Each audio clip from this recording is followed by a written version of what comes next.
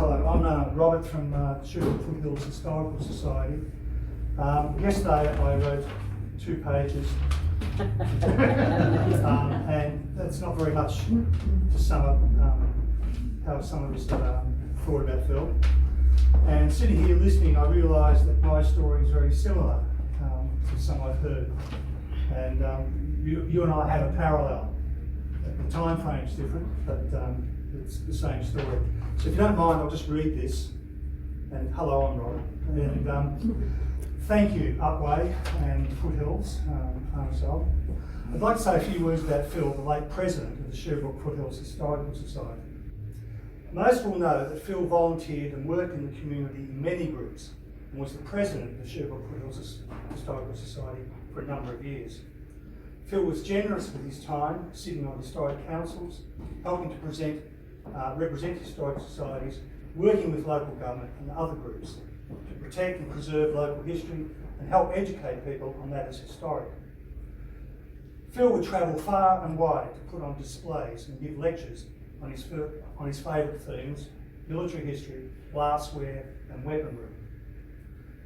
Phil loved this RSL and the running of Levis Museum. They were his second home. It's very fitting that we gather here today where Phil enjoyed his days to share some of our good memories of Phil. The first time I met Phil, he made quite the impression. I can't recall the date, but it was early 2000s.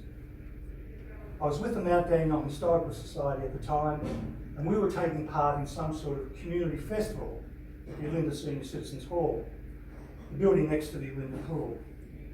Barry Gilbert, then the president of the Mount D Historical Society, and myself had the job of helping to set up the Mount D display.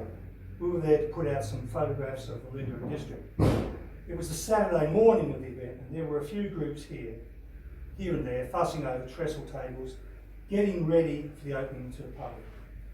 Some distance from us, a trestle had already been set up, and standing next to the display was a bloke in a fine-looking uniform. It was none other than Phil Garland, though I didn't know his name at this stage. Phil looked terrific in the Australian Light Horse Brigade officer's uniform. He didn't quite have the trim body of a young officer, and he certainly looked the part. His uniform was immaculate, and his display was of an impressive range of WW1 military collectibles. Barry whispered to me, "That's Phil Garland." As Phil marched towards us, announcing his arrival well before it happened. Speaking across the room, "How are you, Barry?" Phil's loud voice may have startled some of the older ladies who were setting up their own displays. There may have been an expectation on such occasions that the elderly sits hall should be quiet like a church, or was it a tomb? But not when Phil was around. Phil and Barry were both serious collectors of military memorabilia and knew each other quite well. They exchanged warm, friendly greetings. They had been through this before. They were veterans of the historic displays business. That was my introduction to Phil. At that stage, I really didn't know about the Sherwood Foothills Historical Society. Skip forward maybe 8 years. I'm a free agent, no longer able to get along to the Mount D Historical Society. I'm a little lost, looking for a historical society. I've gone along to the Upwey Church Hall across the road from the CFA to see the Sherwood Foothills Historical Society pop-up museum. And there was Phil, keeping an eye on things, greeting all those who arrived, helping people to find items in the photograph albums, discussing with people the dates and locations of photographs, often in his uniquely firm, loud and friendly manner. He was smiling, he was entertaining, and he made me feel good because he remembered me from all those years ago. Maybe he was pretending, doesn't matter. He told me all about the Sherwood Foothills Historical Society, and the next thing I know, I've become a regular member.